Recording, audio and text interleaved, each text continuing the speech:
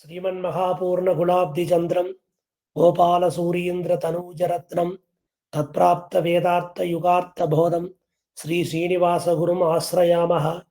वरददेशिककृपापात्रं वरवरमुनिकुलोद्भवम् आचार्यहृदयप्रवीणं वन्दे सम्पत्कुमारं गुरुं। श्रीशैलेशदयापात्रं धीपत्यादिगुणार्णवं यतीन्द्रप्रणवं वन्दे रम्यजामातरं मुनिं। लक्ष्मीनाथसमारम्भां नाथयामुनमध्यमाम् अस्मदाचार्यपर्यन्तां वन्दे गुरुपरम्परां। यो नित्यमच्युतपदाम्बुजयुग्मरुग्म व्यामोगतस्ततितराणि तृणाय मेने अस्मद्गुरोर्भगवतोऽस्य दयैकसिन्धोः रामानुजस्य चरणौ शरणं प्रपद्ये। मातापिता युवतयस्तनया विभूतिः सर्वं यदेव नियमेन मदन्वयानाम् आद्यश्च न कुलपतेर्वहुलाभिरामम् श्रीमद्दङ्घ्रियुगलं प्रणमामि मूर्धना भूतं सरश्च मगदाह्वय भट्टनाथ श्रीभक्तिसार कुलशेखर योगिवाहान् भक्ताङ्घ्रिरेणुपरकाल यतीन्द्रमिश्रान् श्रीमत्पराङ्कुशमुनिं प्रणतोऽस्मि नित्यम्. ஸ்ரீபதியான சர்வேஸ்வரன் கிருபையாலே வாரத்தில் 5 நாள்கள் சந்தை வகுப்பு, 2 நாள்கள் அந்த சந்தையில நாம சேவிச்ச அந்த பாசுரங்களுடைய அனுபவம். அந்த அனுபவத்தினுடைய முதல் படியாக திருப்பல்லாண்டு அற்புதமான பிரபந்தம். 4000 திவ்ய பிரபந்தத்திலே திருப்பல்லாண்டு முதல் பிரபந்தமாக அமைந்துள்ளது. இந்த 4000த்துக்கும் ஒரு மங்கள வடிவமாக ஓம் என்று வேதத்தை தொடங்கி ஓம் என்று நிறைவு செய்கிறார்கள். ஹரி ஓம் என்று தொடங்குகிறார்கள், ஹரி ஓம் என்று நிறைவு செய்கிறார்கள். அப்படி இந்த திருப்பல்லாண்டிலே தொடங்கி திரும்ப பல்லாண்டு சேவித்து அதற்கப்புறம் சாத்து முறையோட அந்த சேவாகால கிரமம் நிறைவடைகிறது. அதே போலத்தான் நாமும் முதல் நாள் அந்த திருப்பல்லாண்டுங்கிற அற்புதமான அந்த திவ்ய பிரபந்தத்துல முதல் பிரபந்தத்தை சேவிச்சோம். அதற்குண்டான அர்த்த விசேஷம் அந்த திருப்பல்லாண்டுக்கு பெரியவாச்சான் பிள்ளையுடைய வியாக்கியானம் இருக்கு. இருந்தாலும் திவ்யார்த்த தீபிகைன்னு சொல்லக்கூடிய காஞ்சி சுவாமி மகாவித்வான் அந்த சுவாமியோட அற்புதமான வியாக்கியானம் அது நமக்கு ஒரு முதல் படியா இருக்கக்கூடியது. அந்த திவ்யார்த்த தீபிகையை வாசித்தோம் என்றால் மேற்கொண்டு பெரியவாச்சான் பிள்ளை உரையை வாசிக்கின்ற காலத்துல நமக்கு சுலபமா அந்த அர்த்தம் புரியும். அதனால திவ்யார்த்த தீபிகை எல்லாருக்கும் PDF அனுப்பிச்சிருக்கோம். அது சரியா ஓப்பன் ஆலையா, இப்ப திரும்ப அனுப்பிச்சு கொடுத்துருக்கா. எல்லாரும் அதை திறந்து வச்சுக்க வேண்டியது. இந்த திவ்ய பிரபந்தத்துக்கு முன்பு பொது தனியன்னு சொல்லக்கூடியது. தனியன் தனியன்னு சொன்னாலே அதுக்கு தமிழ் நூல்ல சிறப்பு பாயிரம்னு பேர். ஆக அந்த சிறப்பு பாயிரம் இல்லாட்டா அந்த நூலுக்கு விசேஷம் இருக்காது. அதனால ஒரு மங்கள ஸ்லோகம் இருக்கும் ஒரு நூலுக்கு, அது மங்களகரமா முடியணும்னு மங்கள ஸ்லோகம் பண்ணுவார்கள். திவ்ய பிரபந்தங்களுக்கு தனியன் என்று வழங்கப்படுகிறது. அப்ப தனித்து நிற்கக்கூடியது. அன் அப்படின்னு ஒரு விகுதி, ஒரு ஆண்பால் விகுதி சேர்ந்திருக்கு. அன், தனி அன். எப்படி திருக்கோவையார்னு சொல்றோம், நாலடியார்னு சொல்றோம், அந்த மாதிரி இதுக்கு தனியன் என்று பெயர் கொடுத்துள்ளார்கள். அப்ப தனித்து நிற்கக்கூடியது, அந்த பிரபந்தத்துக்கு முன்பே அனுசந்தானம் பண்ணக்கூடியது, பிரபந்தத்திலிருந்து வேறுபட்டு நிற்கக்கூடியது. அந்த தனியன்கிற அந்த வடமொழி ஸ்லோகத்திலேயோ அல்லது தமிழ் பாட்டிலேயோ அது என்ன சிறப்பு அப்படின்னா அந்த நூலோட சிறப்பு இருக்கும், அதுல அந்த கிரந்தத்தோட விசேஷம் இருக்கும். அப்புறம் அந்த கிரந்த கர்த்தா அந்த நூலாசிரியரோட சிறப்பு இருக்கும். அதற்கு பின்பாக அந்த நூல் மூலம் நிலைநாட்ட பெற்ற கருத்து, அந்த நூல்ல சொன்ன ஸ்தாபனம் என்ன, அந்த அந்த அந்த விசேஷார்த்தம் என்ன அப்படின்னு அந்த தனியை நமக்கு எடுத்து சொல்லும். ஆக முதல்ல பிரபந்த வைலட்சண்யம், அதுக்கப்புறம் கர்த்திரு வைலட்சண்யம், அதுக்கப்புறம் விஷய வைலட்சண்யம், இப்படி 3 தன்மையும் கொண்டது அந்த தனியன். அப்பேற்பட்ட அந்த தனியன் சமஸ்கிருத ஸ்லோகத்திலையும் இருக்கும், தமிழ் பாட்டாகவும் இருக்கும். சரி, அப்ப இந்த தனியனை யார் யார் பண்ணலாம்? எல்லாரும் தனியனை ஏற்ற முடியுமா? முடியாது.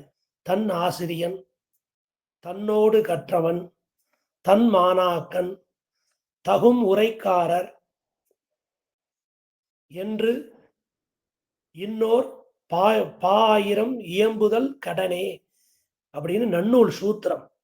நன்னூல்னு சொல்லக்கூடிய உயர்ந்த நூல். அந்த நூல் பல விதிகளை சொல்லும். அதுல முக்கியமான விதி என்ன? தன் ஆசிரியன். ரொம்ப நாளா அவர்கிட்ட பாடம் படிச்சேன். எனக்கு எல்லா ரகசியார்த்தங்களையும் சொல்லி கொடுத்திருக்கார். அடியனுக்கு அவர் தான் காலக்ஷேப அதிகாரி. அவரை குறித்து ஒரு தனியன் செய்யலாம். தன்னோடு கற்றோன், தாங்கூட படிச்சிருக்கான், தன்னுடைய சக மாணாக்கன். அதனால அவரை குறித்து ஒரு தனியன் பண்ணலாம். தகும் உரைக்காரர், நன்றாக நூல் எழுதக்கூடியவர், நல்ல பண்டிதர், சிறந்த வித்வான், அப்ப நல்ல அதிகாரி, அவரை குறித்து நாம் தனியன் ஏற்றலாம். இப்படி இவர்களை குறித்து பாயிரம் ஏம்புதல். இதுக்கு சிறப்பு பாயிரம்னு வேறு. பாயிரம்னா தனியன்னு அர்த்தம். அதை சம்பிரதாயத்துல தனியன்னு சொல்றோம். தமிழ் மொழியில பாயிரம், அது சிறப்பு பாயிரம். அந்த நூல், அந்த நூலோட கர்த்தா, அந்த நூல்ல சொல்லப்பட்ட விஷயம், இது மூன்றையும் அது வெளியிடும். அதனால இதுக்கு தனியன்னு வேறு. அப்படி பொது தனியன்கள் 5 தனியன்கள் இந்த திவ்ய பிரபந்தத்துக்கு முன்னால நாம தொடர்ந்து சேவிக்கிறோம். அதுல முதல் தனியன் ஸ்ரீசைலேஷ தயாபாத்திரம் தீபக்தியாதி குணார்ணவம் யதீந்திர பிரவணம் வந்தே ரம்யஜா மாதரமுனிம். அப்பேற்பட்ட உயர்ந்த தனியன் ஸ்ரீசைலேஷ தயாபாத்திரம். அப்ப ஸ்ரீசைலேஷர்னு அந்த திருவாய்மொழி பிள்ளைக்கு திருநாமம். திருமலையாழ்வார்னு அவர் திருநாமம். திருவாய்மொழி பிள்ளை என்று பின்பு சம்பிரதாயத்துல விசேஷித்து நாம் அவரை அழைத்து கொண்டாடுகிறோம். அவருடைய திருநாமம் ஸ்ரீசைலேஷர். அப்பேற்பட்ட அந்த திருவாய்மொழி பிள்ளையினுடைய தயைக்கு பாத்திரராய் இருக்கிறார். தி பக்தி ஆதி குணாக அர்ணவம். அப்பேற்பட்ட இவர்கிட்ட ஞானம், பக்தி முதலிய நற்குணங்களுக்கு கடல் போன்றவராக இருக்கிறார். குணார்ணவம், அர்ணவம் அருவம்னா கடல் அர்த்தம். அப்பேற்பட்ட கடல் போல இருக்கிறார். அவர் யாருன்னு கேட்டோம். யதீந்திர பிரவணம், அந்த எம்பெருமானார் பக்கலிலே பிராவண்யம் உடையவராய் இருக்கிறார். எல்லாமே அவருக்கு எம்பெருமானாரா இருக்கு. அப்பேற்பட்டவர் யார்? ரம்ய ஜாமாதரம் முனிம், அவர் ஸ்ரீ மணவாள மாமுனிகள். அப்பேற்பட்டவரை வந்தே நான் வணங்குகிறேன் என்று இந்த தனியனுக்கு அர்த்தம். அப்போ அப்பேற்பட்ட ஸ்ரீ மணவாள மாமுனிகள், அவருக்கு இன்னொரு பெருமை என்ன இருக்கு? இப்புவியில் அரங்கேசர்க்கு ஈடளித்தான் வாழியே. இப்ப வரப்போறது அடுத்த மாசம் மூலா நட்சத்திரம், அது ஆணி மூலம் விசேஷமா கொண்டாடுறோம். ஏன் அப்படி கொண்டாடுறோம்? அந்த ஆணி மூலம்தான் எல்லாத்துக்கும் ஆதாரமா இருக்கு. மூலா நட்சத்திரம் அன்னைக்கு ஈடு சாத்து முறைன்னு வச்சுருக்கோம். பகவத் விஷய காலக்ஷேபம் ஆவணி மூலம் தொடங்கி ஆணி மூலம் ஒரு வருஷ காலம் அந்த காலக்ஷேபத்தை பெரிய பெருமாளுக்கு ஸ்ரீ மணவாள மாமுனிகள், இவர் பெரிய ஜீயர், அவர் அந்த அரங்கேசருக்கு ஈடு அளித்தான் வாழியே. அந்த ஈடு 36,000 படி வியாக்கியானத்தை அப்படியே காலக்ஷேபமா பிரசாதித்து அருளினார். அப்ப அந்த எம்பெருமான் உயநாச்சிமாரோட, ஆழ்வார்கள் ஆச்சாரியர்களோட, எல்லா திவ்ய தேசங்களுக்கும் திருத்தலங்களுக்கும் தான் உகந்த நிலங்களுக்கெல்லாம் பட்டோலை அனுப்பி இந்த மாதிரி பெரிய ஜீயர் ஸ்ரீ மணவாள மாமுனிகள் அவர் ஈடு சாதிக்கிறார். பகவத் விஷயம் காலக்ஷேபம் பண்றார். எல்லாரும் வரணும். ஒரு வருஷத்துக்கு உற்சவம் இல்லை. எப்போ திருவரங்கத்துல ஒரு வருஷத்துக்கு உற்சவம் இல்லையோ அப்ப எந்த விதேசத்திலையும் உற்சவம் இல்லை. எல்லா எம்பெருமான்களும் இங்க வந்துடுறான். இங்க அந்த ஈடு காலக்ஷேபத்தை கேட்கணும். அப்படி ஒரு பெருமை ஸ்ரீ மணவாள மாமுனிகளுக்கு. இப்புவியில் அரங்கேசருக்கு ஈடளித்தான் வாழியே. அப்பேற்பட்ட அந்த ஸ்ரீ மணவாள மாமுனிகள் அப்பேற்பட்ட அந்த ஈடு காலக்ஷேபம் எல்லாம் சாதித்து கடைசி நாள்ல ஆச்சாரியனுக்கு தனியன் சமர்ப்பிக்கணும். ஆச்சாரியனுக்கு மரியாதை பண்ணணும். அதற்காக அவருக்கு எல்லா மரியாதையும் நடைபெற்றது. பரிவட்டம் கட்டி அவருக்கு புஷ்ப மாலைகள்லாம் சாத்தி பழம் முதலான தீர்த்தம் திருத்துழாய் பிரசாதங்கள்லாம் கொடுத்து அவருக்கு விருதெல்லாம் பாடி கடைசியில் அவருக்கு ஒரு தனியன் சமர்ப்பிக்கணும். இப்பதான் சொன்னேன், தனியனுக்கு லட்சணம் என்ன? சிறப்பு பாயிரம். பாயிரம்னு வேறு தனியனுக்கு. அப்பேற்பட்ட ஒரு சிறப்பு பாயிரத்தை ஸ்ரீசைலேச தயாபாத்திரம் என்று தொடங்கி அந்த ஒரு சிறு பிள்ளை வடிவிலே, ஆமா, எச்சாத்திர பாவம் சம்பிராப்தா ஸ்ரீச ஸ்ரீ ரங்கநாயகா, அந்த திருவரங்கநாதனே ஒரு சிறு பிள்ளையாக ஒரு மாணவனாக வந்து இந்த ஆசிரியனுக்கு ஸ்ரீசைலேச தயாபாத்திரங்க தனியனை வெளியிட்டு அருளினார். அதனால இந்த தனியனுக்கு என்ன சிறப்பு? முதல்ல இந்த தனியன்லேருந்து தான் ஆரம்பிக்கணும், முடிக்கிற காலத்துல தனியன்ல தான் முடிக்கணும் அப்படின்னு ஒரு நியமனம். ஏன்னால் பிரணவார்த்தம் இதுல இருக்கு.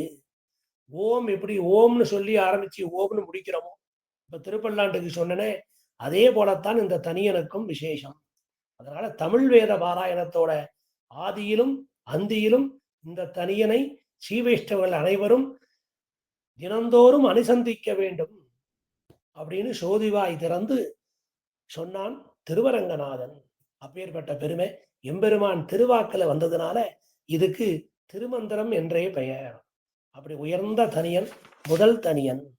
இரண்டாம் தனியன் லக்ஷ்மீநாத சமாரம்பாம் நாதயாமுன மத்தியமாம் அஸ்மதாச்சாரிய பரியந்தாம் வந்தே குரு பரம்பராம்.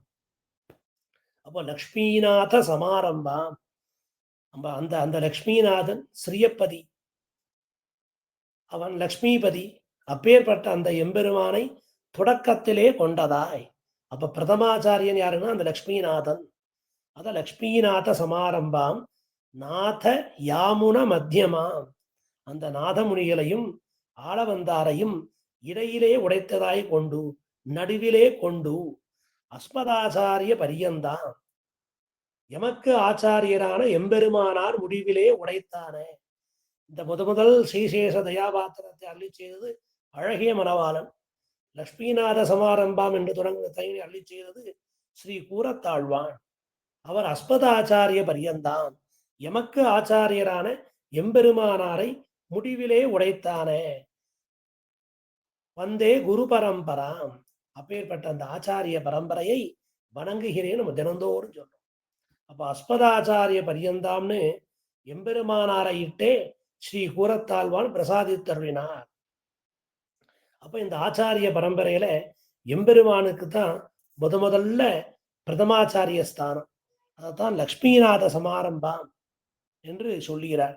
அந்த எம்பெருமானுக்கு பிறகு பெரிய பிராட்டியார், சேனை முதலியார், நம்மாழ்வார், இவர்களுக்கு பிறகு ஸ்ரீமன் நாதமுனிகள், வியக்கொண்டார், மணக்கால் நம்பி, ஆளவந்தார் முதலான ஆச்சாரியர்களை நடுவிலே வைத்து நாத யாமுன மத்தியமாம் என்கிறார். அப்போ லக்ஷ்மிநாத சமாரம்பாங்கிற இடத்துல பெருமாள் விராட்டியார் அப்படி தொடங்கி நாதமுனிகள், நான் திரும்ப நாதமுனிகள்டேந்து ஆரம்பிச்சு அந்த லக்ஷ்மிநாத சமாரம்பாமோட சேர்ந்து பின்னால பிராட்டி, சேனை முதலியார், நம்மாழ்வார், இவர்களுக்கு பிறகு ஸ்ரீமன் நாதமுனிகள், இப்படி வருது அந்த பரம்பரை. அந்த பரம்பரையெல்லாம் சொல்லி நாதமுனிகள், அப்புறம் யாமுனர், நாதமுனிகளுக்கு பின்பு உயக்கொண்டார், மணக்கால் நம்பி, அப்புறம் ஆள வந்தார்னு சொல்றோம். இப்படி இவர்களை நடுவிலே வைத்து நாத யாமுன மத்தியமாம் அப்படின்னு சொல்லிட்டு இந்த தனியனை தாமே அள்ளி செய்தனால அஸ்மதாச்சாரிய பதத்தால் எம்பெருமானாரை கொள்ள வேணும். அவர்தான் இந்த குரு பரம்பைக்கு நடு நாயகமாக நிற்கிறார். அதனால நடு நாயகக்கல் இந்த குரு பரம்பரா ஹாரம். இந்த ஹாரத்துக்குள்ளே நடு நாயக கல்லாக எம்பெருமானார் பிரகாசிக்கிறார். அதனால இந்த தனியனை ஆழ்வானுக்கு பின்புள்ள ஆச்சாரியர்களும் இப்ப இருக்கிற நம்மை போல்வார்களும் அனுசந்திக்கிற காலத்துல அஸ்மதாச்சாரிய பரியந்தாம் என்று சொல்லுகின்ற காலத்துல இப்ப இருக்கிற நம்ம ஆச்சாரியன் வரைக்கும் அது வருதான். நாதமுனிகள் தொடங்கி, யாமுன முனி தொடங்கி, ராமானுஷ முனி தொடங்கி, இப்போ அஸ்மதாச்சாரிய பரியந்தாம் என்று நாம சொல்லுகிற காலத்துல நம்ம ஆச்சாரியன் வரைக்கும் அந்த சந்ததி வருது. அதனால அதை அஸ்மதாச்சாரிய பரியந்தாம்னு பொதுவா சொல்லிட்டார். ராமானுஷர்னு சொல்லாம அஸ்மதாச்சாரியர்னு சொல்லிட்டா பின்னால வரக்கூடிய எல்லாருக்கும் அந்த தனியன் பொருந்தும். அப்பேற்பட்ட அந்த உயர்ந்த ஆச்சாரிய பரம்பரை, அந்த பரம்பரையை லக்ஷ்மிநாதன் தொடங்கி அஸ்மத ஆச்சாரிய பரியந்தம் வரைக்கும் நாம கொண்டாடி மகிழ்கிறோம். அது இந்த தனியனுக்கு ஏத்தம். அப்புறம் மூன்றாவது தனியன் யோ நித்தியமச்சுத பதாம்புஜ யுக்ம ருக்ம வியாமோகதஸ்ததிதராணி திருநாயமேனே அஸ்மத்குரோர் பகவதோஸ்ய தயைக சந்தோகோ ராமானுஜஸ்ய சரணம் சரணம் பிரபத்தியே. அப்படி அந்த எம்பெருமானாருக்கு தினந்தோறும் அந்த திருவடி தாமரை அது எப்படி இருக்கு? பதாம்புஜ யுக்ம ருக்ம. இந்த உலகத்துல எல்லாருக்கும் சுவர்ணம்னு சொல்லக்கூடிய தங்கத்து மேல ஆசை உண்டு. ஆனா இப்ப தங்கம் இருக்கிற விலையில யாரும் ஆசைப்படலை. இருந்தாலும் அந்த தங்க விற்கிற இடத்துல எப்போதும் கூட்டம் இருக்கு. இருந்தாலும் தங்கத்துல அந்த ஸ்வர்ணத்து மேல எல்லோருக்கும் ஆசை. ஆனா இந்த எம்பெருமானாருக்கும் பொண்ணுல ஆசை இருக்கு. அது என்ன பொண்ணுன்னு கேட்டோம். அது எம்பெருமானுடைய திருவடி தாமரை இணையாகிய அந்த சுவர்ணத்துல ஆசை. பெருமானோட திருவடி, அந்த ரெட்ட திருவடிகள், அது ஒரு சுவர்ண மாதிரி இருக்கு. பொன்னால ஆனந்த ரெட்ட திருவடி. நித்தியம் அச்சுத பதாம்புஜ யுக்ம ருக்ம. அப்பேற்பட்ட அந்த திருவடிகள்ல அவர் ஆசைப்பட்டார். எல்லோரும் லோகத்துல பொன் மேல ஆசைப்படுறோம். ஆனால் அந்த பொற்றாமரை மேல, அந்த பொற்றாமரை போல இருக்கிற அந்த திருவடி தாமரை மேல அந்த எம்பெருமானாருக்கு ஆசை. வியாமோகதா, வெறும் ஆசை இல்லை, அது மேல மோகம் ரொம்ப ஜாஸ்தியா இருக்கு. மிகுந்த விருப்பத்தோட இருக்கார்.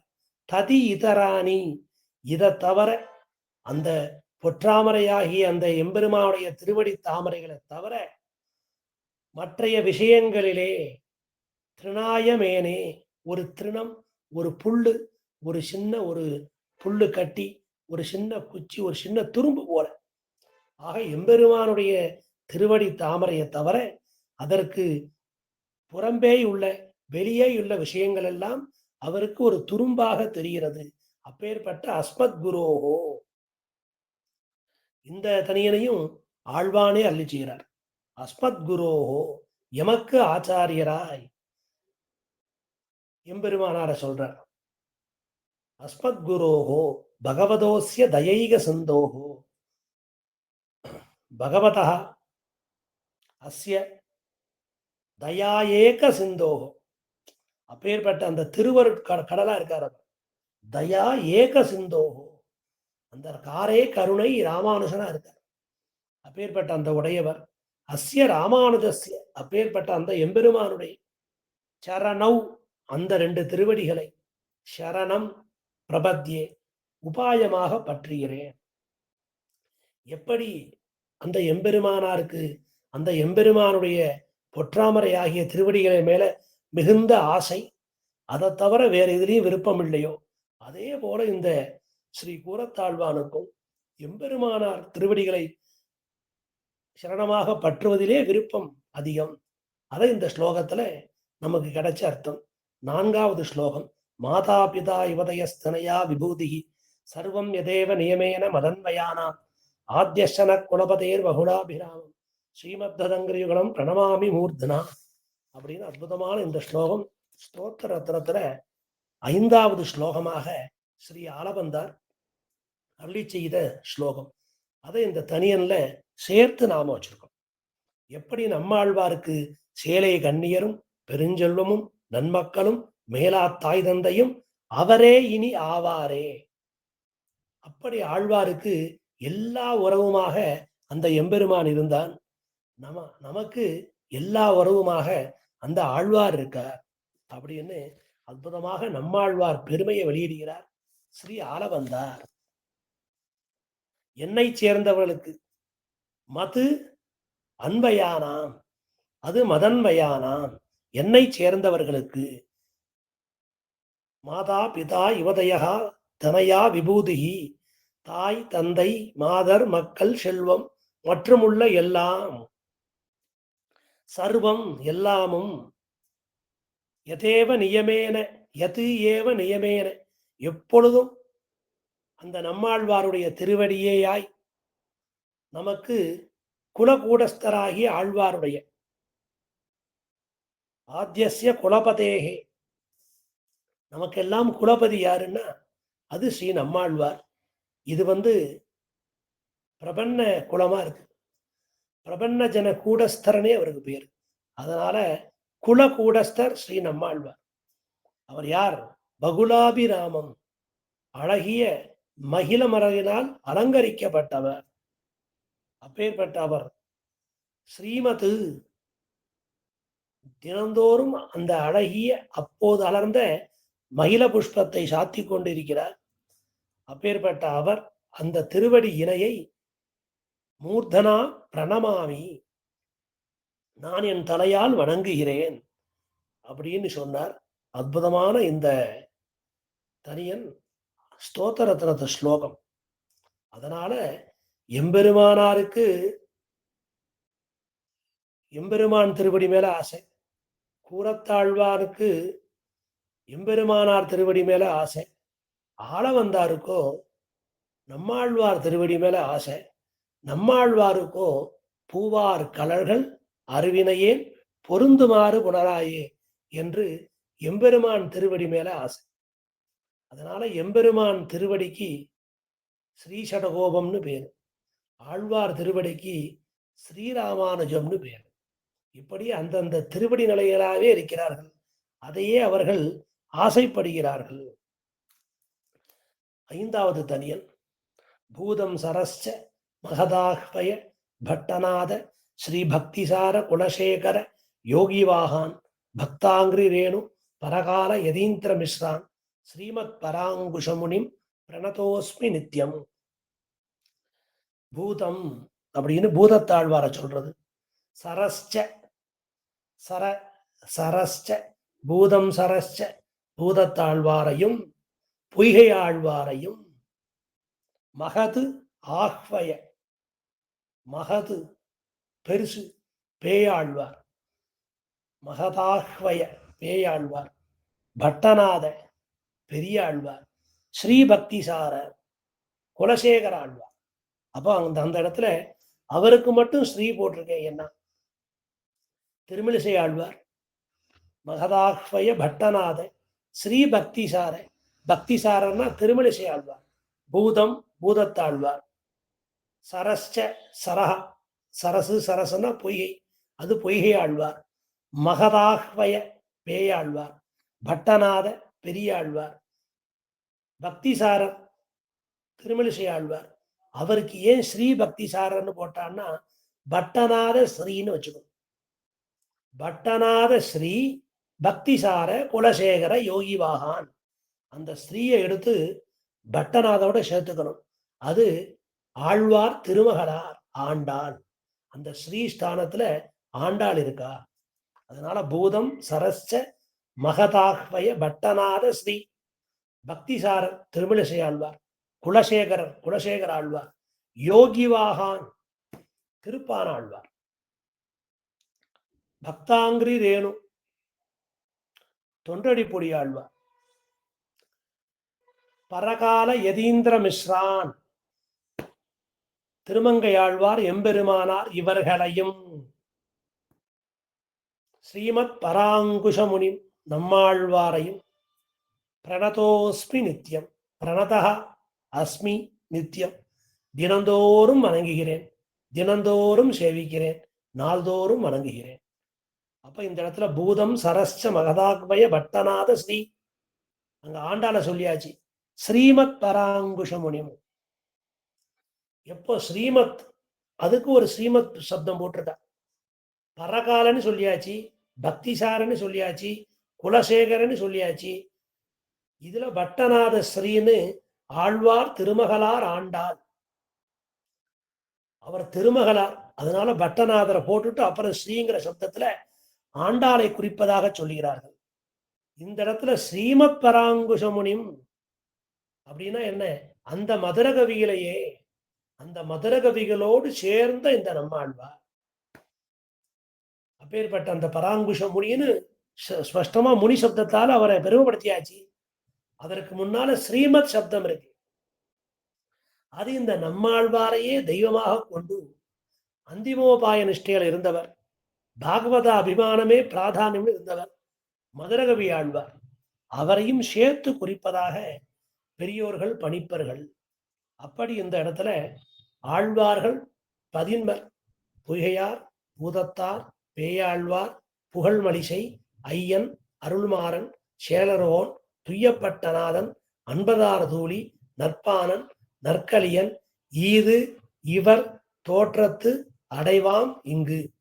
இதுதான் இவர்கள் பிறந்த முறை, இதுதான் இவர்கள் தோன்றிய முறை, இதுதான் இவர்கள் அவதரித்த முறைன்னு ஆழ்வார்கள் பதின்மர் அப்படின்னு ஸ்ரீ மணவாள மாமுனிக்கு உபதேச ரத்ன மாலையிலே காட்டியுள்ளார்.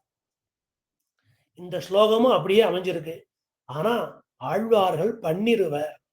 நம்மாழ்வாருடைய திருவடி நிலையான அந்த மதுரகவி ஆழ்வாரும் பெரியாழ்வார் திருமகளாரான அந்த ஆண்டாளையும் சேர்த்தா ஆழ்வார்கள் பன்னிருவர். அதை இங்க சூக்ஷமா காட்டியிருக்கா. பட்டநாத ஸ்ரீ என்றும் ஸ்ரீமத் பராங்குஷ முனி என்றும் சேர்ந்து காட்டியுள்ளார்கள். இந்த ஸ்லோகத்தை வைத்துக் கொண்டுதான் நமது ஸ்ரீ வைஷ்ணவ சம்பிரதாயத்திலே பராங்குஷ பரகால யதிவராதிகள் என்று பெரியோர்கள் குறிப்பா சொல்லுவார். பராங்குஷ பரகால யதி யதிவர ஆதிகள். அப்போ நம்மாழ்வார் திருமங்கையாழ்வார் எம்பெருமானார் தொடக்கமாக உள்ளவர்கள். இந்த 3 பேரை மட்டும் சொல்றார். மிச்ச ஆழ்வாரெல்லாம் விட்டுட்டா. பெரிய ஆழ்வார்னு பேரு, பக்திசாரர்னு பேரு, அந்த ஆழ்வார்களை எல்லாம் விட்டு விட்டார்கள். விட்டுட்டு பராங்குஷ பரகால எதிவராதிகள். அப்ப பராங்குஷன்னு சொல்லியாச்சு, பராங்குஷ எதிவராதிகள்னு போட்டிருக்கலாம், பராங்குஷ பராங்குஷாதி எதிவராதிகள்னு போட்டிருக்கலாம். இந்த பராங்குஷ பரகால திருமங்கை ஆழ்வாரையும் சேர்த்துட்டார். நம்மாழ்வாருக்கு என்ன பெருமை இருக்கோ அந்த பெருமை கடுகளவும் சிறிதும் குறையாமல் பரகாலனுக்கு உண்டு. அத திருமங்கை ஆழ்வாரே பாசுரத்துல காட்டுறார். என்ன நீ பராங்குஷனுக்கு சமமா நினைக்காத, நான் வாழ்வழியால் மந்திரம் கொண்டவன். அந்த பெருமை இந்த ஆழ்வாருக்கு இருக்கு. ஆக மிச்சம் எல்லோரும் எம்பெருமானுடைய குணங்களிலே ஆலங்கால் பட்டார்கள். திருமங்கை ஆழ்வார் சௌந்தரியத்துல ஆலங்கால் பட்டார். எப்போ அந்த சௌந்தரியத்துல ஆலங்கால் பட்டாரோ அப்பதான் கழுத்துல கத்திய வச்சுட்டார். வாழ்வழியால் மந்திரங்கொள் மங்கையர்கோன் தூயோன் சுடர்மானவே. அந்த பெருமை அவருக்கு இருக்கு. அதனால இப்பவும் உற்சவத்துல பார்க்கலாம். அத்தியன உற்சவத்துல முதல்ல நம்மாழ்வார், அதற்கப்புறம் திருமங்கை ஆழ்வார், அதற்கப்புறம் எம்பெருமானார், அதற்கு பின்பாக பொய்கை ஆழ்வார் தொடங்கி மிச்சமுள்ள ஆழ்வார்கள், அதற்கப்புறம் நாதமுனிகள் ஆள வந்தார், கூரத்தாழ்வான் மணவாள மாமுனிகள், இப்படி எல்லோரும் எழுந்துள்ளி இருப்பான். ஆனா முதல் 3 ஸ்தானம் யாருக்குன்னு பார்த்தா அது பராங்குஷ பரகால எதிவராதிகள்னு சொல்லக்கூடிய அந்த 3 பேருக்கு. இப்படி 3 பேர் சேர்ந்து இருக்கிறத தான் நாம தினந்தோறும் இந்த பூதம் சரஸ்ச மகதாகமைய ஆரம்பிச்சு இப்பேற்பட்ட இந்த ஸ்லோகம், இந்த ஸ்லோகத்திலேருந்து வந்த பராங்குஷ பரகால யதிவராதிகள்ங்கிற அந்த 3 சொற்கள், இதையெல்லாம் சேர்த்துத்தான் அடியேன் ராமானுஜ தாசன் சொல்றோம். அப்ப அடியேன் ராமானுஜ தாசன் இது யாருக்கு நிரூபகம்னா தொண்டர் குலாத்துக்கு, தொண்டர் குலாங்களுக்கு நிரூபகம் அடியேன் ராமானுஜதாசன். பிரபன்ன ஜன கூடஸ்தரான நம்மாழ்வாரை குலபதியாக கொண்ட இந்த தொண்ட குலம், அப்பேற்பட்ட இந்த குலத்துக்கு அடியார்னு பேரு, தொண்டர்கள்னு பேரு, இவர்களுக்கு பாகவதர்கள்னு பேரு. அப்பேற்பட்ட நமக்கெல்லாம் அடியேன் ராமானுஜதாசன் அப்படிங்கிறது தான் நம்மளுடைய ஸ்வரூப நிரூபகமா இருக்கு. அதுதான் நம்ம அபிவாதையே நாம சேவிக்கவே வேண்டாம், நம்ம சொல்றதே இல்லை. எப்போ பஞ்சசம்ஸ்காரம் ஆயிடுத்தோ அப்பவே நமக்கு குலபதியான இந்த நம்மாழ்வாருடைய பிரபன்ன ஜன கூடஸ்த அப்பேற்பட்ட அந்த பிரபன்ன ஜன கூட்டங்கள்ல நாமளும் சேர்ந்துட்டோம். அப்ப நமக்கு என்ன நிரூபகம்னா அடியார் தொண்டர். அப்ப அடியேன் ராமானுஜதாசன் சொல்றோம். இப்பேற்பட்ட இந்த ஸ்லோகத்துக்குள்ள இத்தனை அர்த்த விசேஷங்களையும் உள்ள புகுத்தி வைத்திருக்கிறார்கள் நமது பெரியோர்கள். அப்பேற்பட்ட இந்த ஆழ்வார்களுடைய அவதாரம், இந்த ஆழ்வார்களுடைய அவதாரத்துக்கு விசேஷம் என்ன, சிறப்பு என்ன? சுயப்பதியாகிய சர்வேஸ்வரன் அந்த திருமாமணி மண்டபம்னு சொல்லக்கூடிய அந்த நித்திய விபூதி, அப்பேற்பட்ட அந்த வைகுந்தத்துல ஸ்ரீதேவி பூதேவி நீலா தேவிகளோட நித்தியரும் முக்தரும் அனவரதம் சேவித்து கொண்டு எல்லா போகத்தையும் அனுபவித்து வருகிறான் எம்பெருமான். சமஸ்த அவாப்த காமனாய் எம்பெருமான் வீற்றிருக்கிறான். அப்பேற்பட்ட எம்பெருமானுக்கு மனசுல ஒரு பெரிய குறை. என்ன குறை? பெரிய வைகுந்த மாநகரத்துல எம்பெருமான் இருக்கான். இருந்தாலும் இந்த லீலா குதிரையில் இந்த ஆத்மாக்கள் இன்னும் நம்மளை தேடி வரலையே. அவர்கள் தங்களை மறந்து விட்டார்களே, ஸ்வரூபத்தையே மறந்து விட்டார்களே. நாம் அவர்களுக்கு அதை உணர்த்த வேண்டாமா? அதற்காக அவர்களுக்கு கரண கரைபலங்களை கொடுத்தான். அப்போ ஒரு சரீரம் வேணும். நிறைய ஆத்மாக்கள் இருக்கு. அந்த ஆத்மாக்கள்லாம் சூக்ஷம ரூபத்துல இருக்கு, நுண்ணிய வடிவில் இருக்கு. எல்லாத்தையும் பெருசா ஆக்கணும், பருத்த வடிவில மாத்தணும். அதற்காக பிரகிருதியை தூண்டி பிரம்மாவுக்கு வேதத்தை உபதேசித்து சிருஷ்டியை தொடங்குகிறான் எம்பெருமான். அப்ப எல்லாருக்கும் சரீரத்தை கொடுக்கிறான் இந்த ஆத்மாக்களுக்கு. அது விசித்திரா தேக சம்பத்தி, விசித்திரமான இந்த தேகத்தை கொடுக்கிறான் எம்பெருமான். அப்பேற்பட்ட இந்த தேகத்தை வச்சுண்டு அவன் சாஸ்திர அத்தியாயனம் பண்ணி எனக்கு எல்லா விதமான கைங்கரியங்களையும் செய்து அந்த கண்ணு படைத்த பயன் என்ன? எம்பெருமான சேவிக்கணும். அவனுடைய திவ்ய நாமாக்களை அந்த வாயால சொல்லணும். இந்த காதால அந்த எம்பெருமானுடைய பக்தாமிர்தம் அந்த சரித்திரத்தை கேட்கணும். இந்த மூக்க கொண்டு அவன் துளசியை நுகரணும். கைகளால் அவனை சேவிக்கணும். இந்த கால்களால திவ்யதேச யாத்திரை நடக்கணும். அப்படி இந்த மொத்த சரீரத்தையும் கொண்டு அவனுக்கு கைங்கரியம் பண்ணணும். அந்த எண்ணத்தை எல்லாம் மறந்து வழியல்லா வழியிலே சென்று அவன் இன்பங்களை நுகர ஆரம்பிக்கிறான். சரி, இவனை எப்படி திருத்துவது என்று தெரியாமல் எம்பெருமானுக்குனே உண்டான அந்த கருணையினாலே அவன் சாஸ்திரத்தை அருளி செய்தான். சரி, இவ்வாறுக்கு இனிமே சாஸ்திரத்தை கொடுத்துருவோம் அப்படின்னா அந்த சாஸ்திரத்தை யாரும் தொட்டு கூட பார்க்கல, யாரும் படிச்சு கூட பார்க்கல. சரி, சாசனத்தை கொடுத்துட்டோம், சாஸ்திரத்தை, ஆனா அதை தொட்டு கூட பார்க்கல, அந்த சாஸ்திர பிரகாரம் நடக்கல. நாமே வந்து பிறப்போமா அப்படின்னு ஸ்ரீராமனாகவும் கண்ணபிரானாகவும் வந்து பிறந்தான். ஆசுரியும் யோனிம் ஆப்பண்ணா மூடா ஜென்மனி, கீதையில அற்புதமா சொல்றான். இப்படி நானே வந்து பிறந்தேன், சர்வேஸ்வரனே வந்து பிறந்தாலும் மனித உருக்கொண்டிருக்கும் என்னை, என்னுடைய மேலான நிலைமையை அறியாமல் மூடர்கள் அவமதிக்கிறார்கள். அப்பேற்பட்ட அந்த எம்பெருமான சர்வேஸ்வரன் நினைக்காம எடப்பிள்ளையாவே பார்த்துட்டா.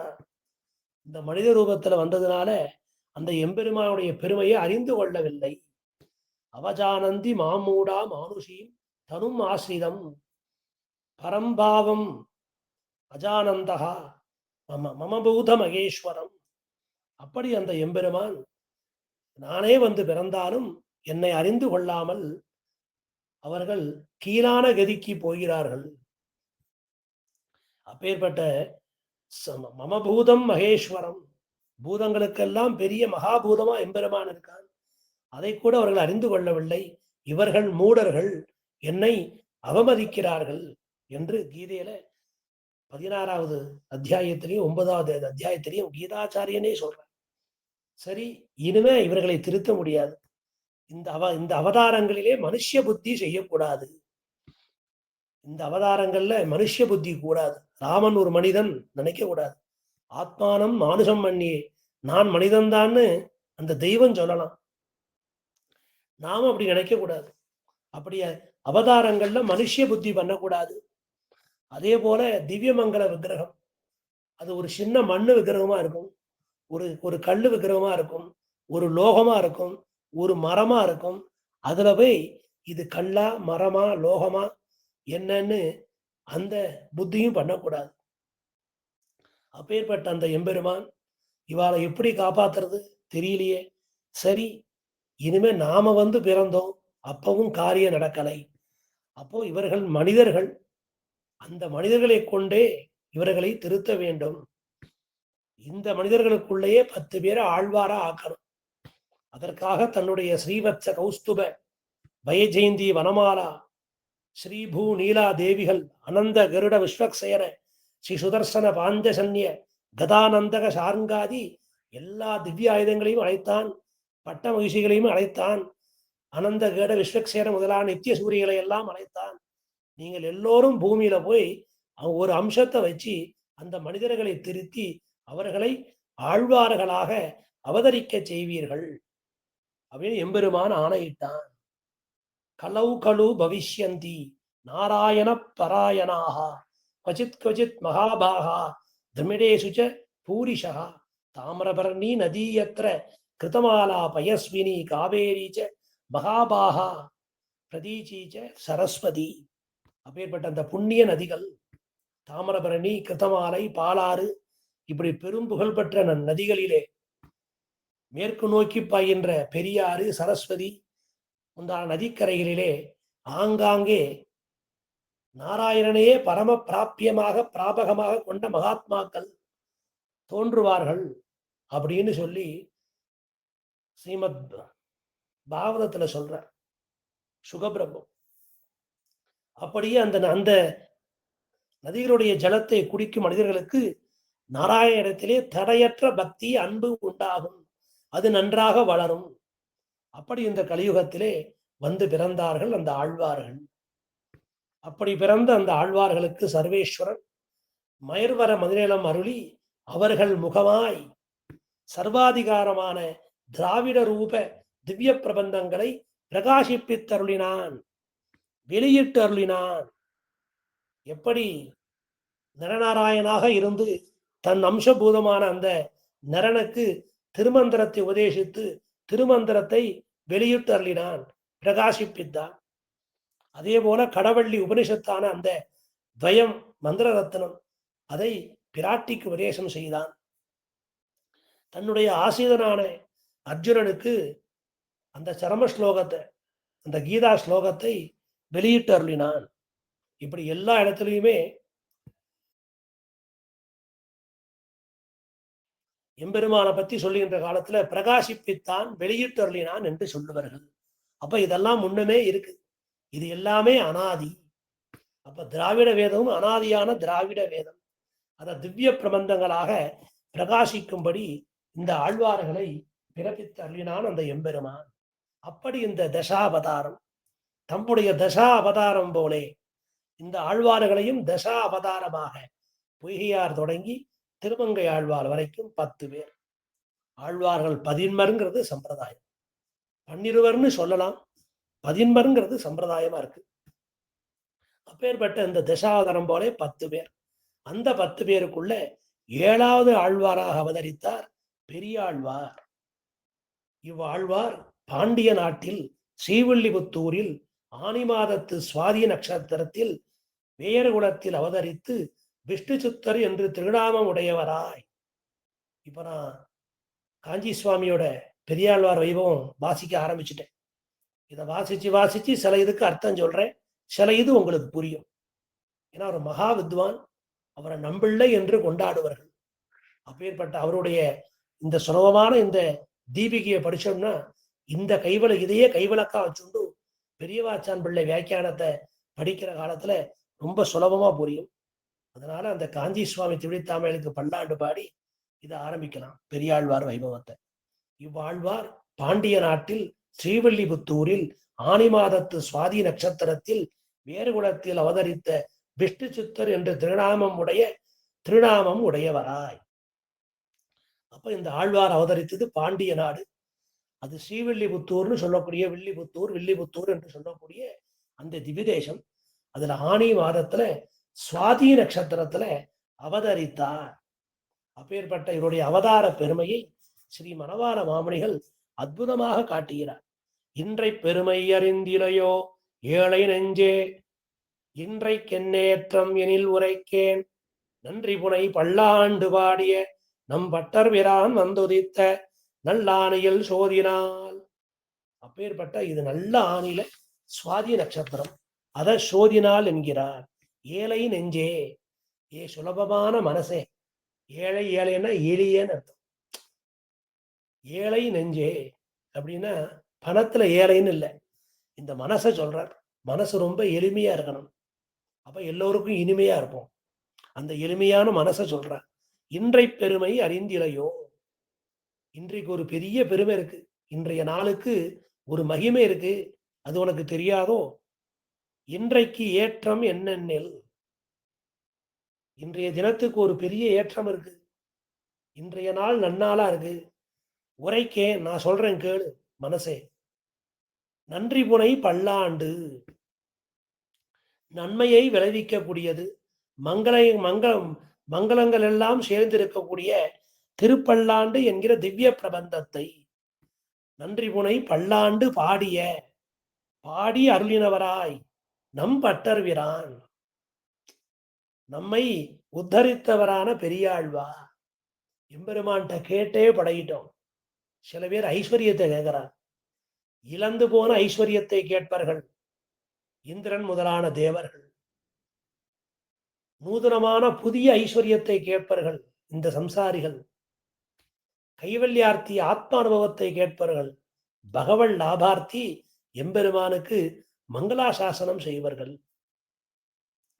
அப்படி அவர்கள் இந்த சரீரத்தை கழிச்சு கொடுன்னு விரக்தியில கேட்பார் ஞானிகள் யோகிகள்லாம். அப்படி இல்லை நம்ம பெரியாழ்வார். பல்லாண்டு பாடினார். நம் பட்டர்பிரான் பெரியாழ்வாரானவர் வந்துதித்த நல்ல ஆணியில் சோதினார். பரமபதத்திலேருந்து வந்தார். ஸ்ரீகேடன் அம்சமாக வந்தார். அப்பேற்பட்ட அவர் பிறந்த அந்த நட்சத்திரம் சோதினாள், சுவாதி நட்சத்திரம். இதை நன்றாக அறிந்து கொள். நன்றி புனை பல்லாண்டு, நன்மையானது சேர்ந்திருக்கக்கூடிய எல்லா மங்களங்களும் சேர்ந்திருக்கக்கூடிய அந்த பல்லாண்டு. அப்ப நன்றி புனை பல்லாண்டுங்கிறதுக்கு என்ன விசேஷம் இருக்கு? எம்பெருமான் காட்சி கொடுக்கிற காலத்துல இது அகால காலமா இருக்கு, அகால தேசமா இருக்கு, இங்க இருக்கிறவாள்லாம் துஷ்டர்கள் அப்படின்னு ஆழ்வாருக்கு பயம் வந்துருத்து. அப்ப அயர்வரும் அமரர்களாலே அனவரதம் மங்களாசாசனம் பண்ணக்கூடிய அந்த எம்பெருமான், அப்பேற்பட்ட அந்த எம்பெருமானுக்கு இது கலி சாம்ராஜ்யமா இருக்கு. இந்த இடத்துல எம்பெருமான் வந்துட்டானே, இங்க அனுகூலரும் உண்டு பிரதிகூலரும் உண்டு. அப்பேற்பட்ட சுகுமாரமான திருமேனி அந்த திவ்யமங்கல விக்கிரகத்தோட வந்தான் எம்பெருமான். உடனே பார்த்தார் பெரியாழ்வார், வயிறு பிடித்தார். அப்ப வயிறு பிடித்தல்னா என்ன? அத்தத்தின் 10ஆம் நாள் தோன்றிய அச்சுதன், அஸ்தத்திலேருந்து 10வது நாளாம். ரோஹிணின்னு வாயால சொல்லக்கூடாதா? மதுரையில பிறந்தான்னு சொல்லக்கூடாதா? பயம் ஆழ்வாருக்கு. வடமுதுரை பிறந்தான் அப்படின்னு ஆழ்வார் நல்ல சொல்லுவார். நம்ம ஆழ்வார் இவர் சொல்ல மாட்டார், கொஞ்சம் பயம் உண்டு. அத்தத்தின் 10ஆம் நாள் தோன்றிய அச்சுதன். அப்பேற்பட்ட அஸ்தம் சித்திர சுவாதி விசாகம் அனுஷங்கேட்டை மூலம் அப்படியே எண்ணிட்டு போனா 10வது நட்சத்திரம், இப்படி எண்ணிட்டு வந்தா 10வது நட்சத்திரம். அதை நேர சொன்னா கம்சன் காதுல கேட்டுருமா, நேர புறப்பட்டு வந்துருவன் சிறைச்சாலைக்குங்கிற பயம். அதனால பயசங்கிகளாய், அதனால எம்பெருமானுக்கு வயறு படிக்கிறார். அது நடந்தது துவாபர யுகத்துல. இது இப்ப கலியுகத்துல இருக்கும். அவர் சிவலிபுத்தூர்ல தானே இருக்கார். அது நடந்தது வடமதுரையில் நடந்தது. அப்படின்னா பூர்வ காலத்தில் நடந்த விற்த்தாந்தங்களுக்கு உத்தர காலத்திலே வயிறு பிடிப்பது என்னைக்கோ நடந்தாலும் இப்ப என்ன ஆயிருமோ கந்தனுக்கு. அதுக்கு பிராவண்யம்னு பேரு. எம்பெருமான் திருமேனியில ரொம்ப பிராவண்யம் உண்டு பெரியாழ்வாருக்கு. அதே பிராவண்யம் எம்பெருமானாருக்கு இருந்தது. திடீர்னு பெரிய பெருமாள் முகத்தை பார்த்தார், முகம் வாடி போய் இருந்தது. அது பஞ்ச உபனிஷன்மய திவ்யமங்கல விக்கிரகம். அது அபராக்கிருதமான திருமேனி. அந்த திருமேனிக்கு முகவாட்டம், ஜரம், ஜனதோஷம் ஒன்றும் கிடையாது திருமேனிக்கு. இருந்தாலும் எம்பெருமானார் உணர்ந்தார். அவர் பெரிய ஞானி, பரம வேதாந்தி. ஒரு வேதாந்திக்கு தெரியாதா அந்த திவ்யமங்கல விக்கிரகத்துக்கு ஒன்றும் ஆகாதுன்னு? இருந்தாலும் ஒரு பிரேம பாவம், அதுல ஒரு பிராவண்யம் என்று அந்த அர்ச்சையில. அதனால பெரிய பெருமாளை முகத்தை பார்த்தார், வாட்டமா இருந்தது. உடனே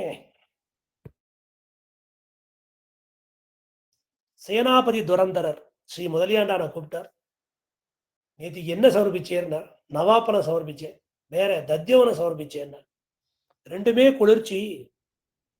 அந்த குளிர்ச்சியில முகம் வாடிப்பே இருக்கு, உள் ஜுரமா இருக்கு. உடனே கருடவாகன பண்டிதன் அழைத்து தன்வந்திரி சன்னதி, அங்க அவருக்கு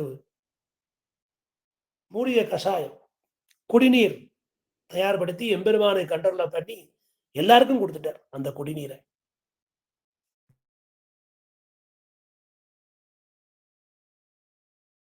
அப்பேற்பட்ட அந்த குடிநீர் கொடுத்து அந்த திருவரங்கமே வாழ்ந்து போச்சு. அது அப்படிப்பட்ட உயர்ந்த கஷாயம் அது. அது அர்ச்சையில பிராவண்யம். அதே போல இங்க பெரியாழ்வாருக்கும் அர்ச்சையில பிராவண்யம் பார்த்தார். இப்பேற்பட்ட எம்பெருமானுக்கு மங்களாசாசனம் பண்ணணும்.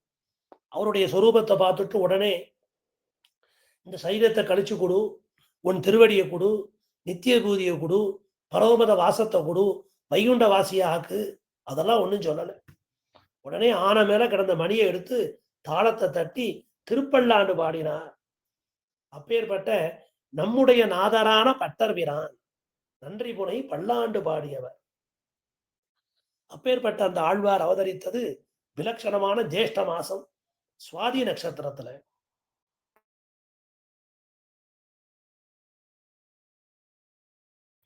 அந்த நட்சத்திரத்து பெருமையை இப்படி வெளியிடுகிறார். அதனால நன்றி புனை அப்படின்னா என்ன அர்த்தம்? பல்லாண்டு எண்ணுதல், ஒருத்தருக்கு வாழ்த்து சொல்றது, அதுக்குத்தான் பல்லாண்டுக்கு பேர்.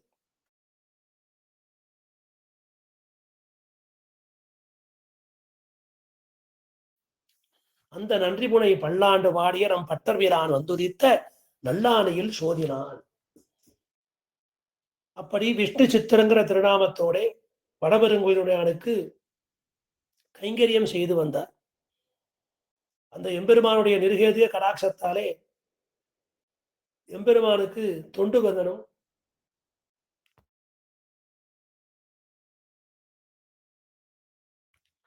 எந்த மாதிரி கைங்கரியம் பண்ணலாம் அந்த எம்பெருமானுக்கு அப்படின்னு அவருடைய திருவுள்ளத்துக்கு, எம்பெருமான் திருவுள்ளத்துக்கு எது உகப்பா இருக்கு அந்த புஷ்ப கைங்கரியம்.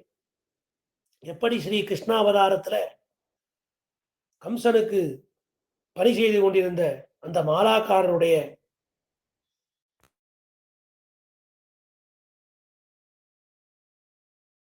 கிரகத்துக்கு ஸ்ரீ கண்ணனை எழுந்தருளினான். நம்பியும் நம்பி மூத்த பிராணமாக எழுந்தருளினார்கள். அப்பேற்பட்ட உயர்ந்த புஷ்ப கைங்கரியம். அந்த புஷ்ப கைங்கரியத்தை தாமும் செய்ய வேண்டும் என்று நினைத்து திருநந்தவனம் அமைத்து அந்த வடப்பெருங்கோயிலுடையானுக்கு திருமாலை கட்டி சாத்தி கொண்டிருந்தார்.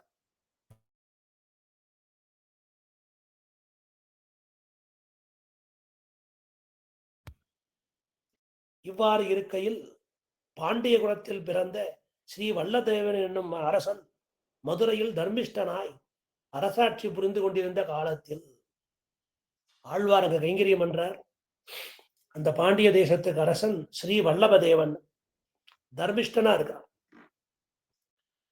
ஒரு நாட்டை ஆளக்கூடிய அரசாட்சி புரியும் அந்த அரசன் தர்மிஷ்டனா இருக்கணும், தர்மத்தின் வழி நடக்கக்கூடியவனா இருக்கணும். அப்ப அந்த நாடு சுபிக்ஷமாக இருக்கும். அப்பேற்பட்ட ஒரு ராஜா அந்த ஸ்ரீ வல்லபதேவன். அப்பேற்பட்ட அந்த அரசன் நகர சோதனை நிமித்தமாக திரிகின்ற காலத்திலே ஒரு தெரு திண்ணை மேல் ஒருவன் படித்திருக்க கண்டவனை எழுப்பி நீ யார் என்று கேட்க, அவனும் நான் ஒரு பிராமணன், கங்கை நீராடி மீண்டு வருகிறேன் என்று அவன் சொல்ல, உனக்கு ஏதாவது நீதி தெரிந்திருந்தால் சொல்லு பார்க்கலாம் என்று அரசன் சொல்ல, அதற்கு அந்த அந்தணன் ஒரு ஸ்லோகத்தை சொல்கிறான். வருஷார்த்தம் அஷ்டௌ பிரயதேத மாசான் நிஷார்த்தம் அர்த்தம் திவசம் யதேத வார்த்தஹ்ய ஹேதவோஹோ வயசா நவேன பரத்ர ஹேதோஹோ இக ஜன்மனாச்ச. இதற்கு என்ன பொருள்? வருஷார்த்தம் அஷ்டௌ பிரயதேத மாசான்,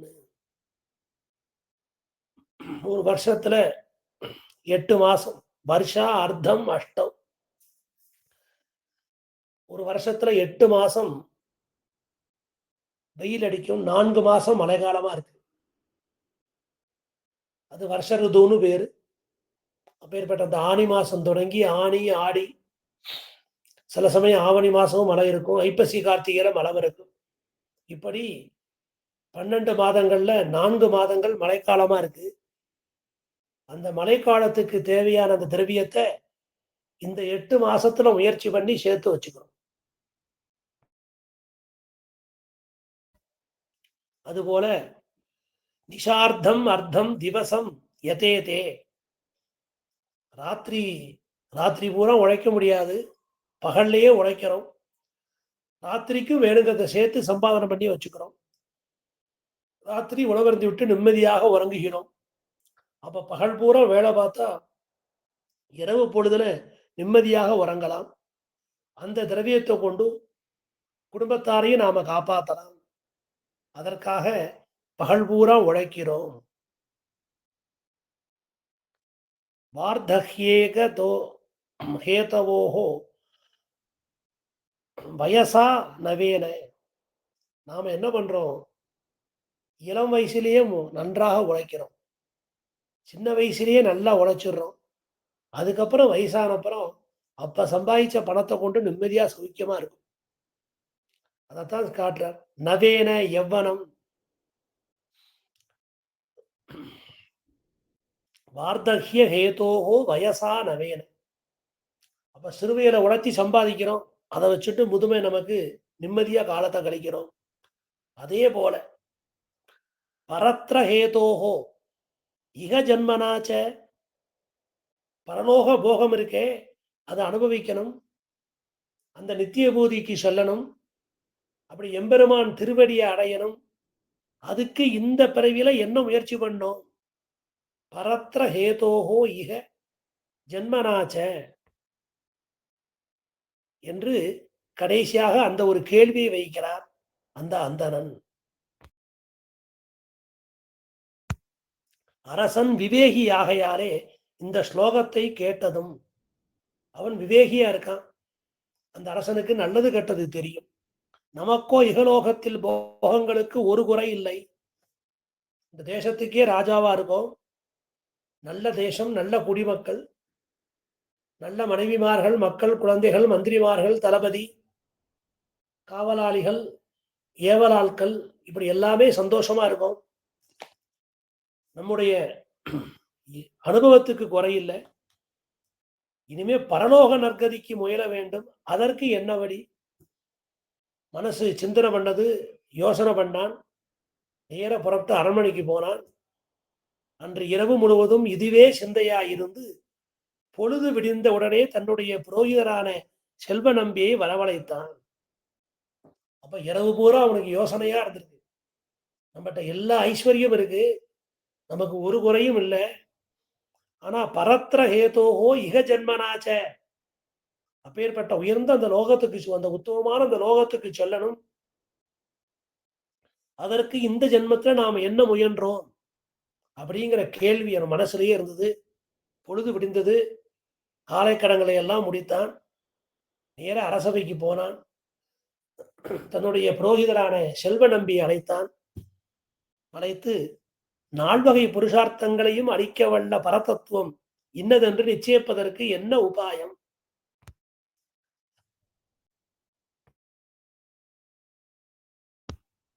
நான்கு வகையான புருஷார்த்தங்கள் இருக்கு.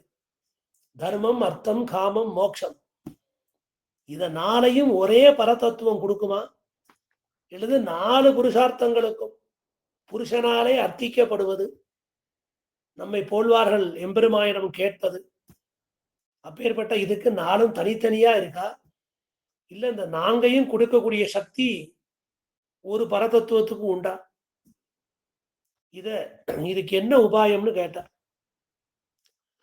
அதற்காக வித்வான்களை எல்லாம் திரட்டி அவர்களை கொண்டு இதனை நிர்ணயிக்க வேணும் என்று அவர் சொல்ல, உடனே பார்த்தார் செல்வ நம்பி. அவர் புரோகிதர்.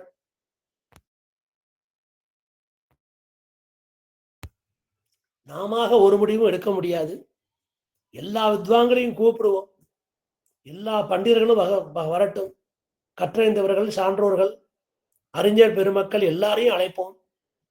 அவர் எல்லாரையும் அழைத்து அவர்களை கொண்டு இந்த பரதத்துவத்தை நிர்ணயிக்க வேண்டும். ராஜாவும் அப்படியே நல்லதென்று இசைந்து அளவற்ற பொருள்களை ஒரு சீலையில் முடித்து அந்த பொற்கிளியை வித்யா சுல்கமாக சபா மண்டபத்தின் முன்னிலையில் உயர கட்டுவித்தான்.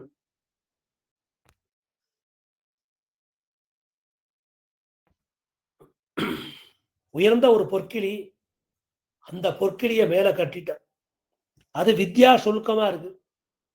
யார் அந்த பரதத்துவத்தை ஸ்தாபிக்கிறானோ, எல்லா பண்டிதர்களும் சான்றோர்களும் கற்றறிந்த மேதைகளும் யாருடைய கருத்தை ஒத்துக்கொள்கிறார்களோ,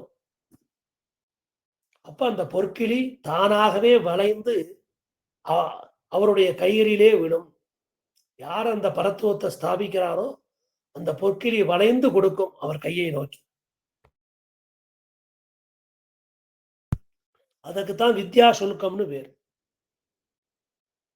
பரபிரம்மத்தின் சொரூபத்தை வைதிக பிரமாணங்கள் நிர்ணயித்து சொல்லுகிறவர் இந்த பொற்கிளியை பெறுவதற்கு உரியர் என்று பலவிடங்களிலும் பிரசுரப்படுத்தின அளவிலே, பிரசுரப்படுத்திட்டா எல்லா இடத்துக்கும் தகவல் சொல்லி அனுப்பிச்சாச்சு. எல்லா இடத்துக்கும் நாடு பூரா கொட்டு கொட்டி மேலம் கொட்டி இந்த மாதிரி இருக்கு, ராஜா பொற்கிளியை வச்சிருக்கார், எல்லோரும் வருகிறார்கள் அப்படின்னு சொல்லி அந்த தேசம் பக்கத்து தேசம் இப்படி எல்லா தேசத்திலிருந்தும் பல்வேறு மதத்து பல பண்டிகைகள் வந்து திரண்டார்கள். இப்படி எல்லாரும் வந்து சேர்ந்தாச்சு. பொற்கிளி காத்துன்னு இருக்கு. ராஜாவுக்கு ஒரு பெரிய சந்தேகம், இந்த புருஷார்த்தங்களை எல்லாம் அளிப்பது யார்? யார் பரதத்துவம்? அப்போ பரதத்துவத்தை பத்தி விசாரம் பண்ணுகின்ற காலத்துலதான் நமக்கு எல்லா பிரபந்தங்களும் வந்து சேரும்.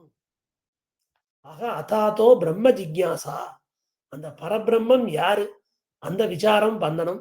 அதற்காக கற்றறிந்த மேதைகள், பண்டிதர்கள், வித்வான்கள் என்று அனைவரும் திரண்டு வந்தனர் மதுரைக்கு. அப்போ மதுரை மாநகரமே அன்றைய நாள்ல வித்வான்களாலே நிரம்பி வழிந்தது.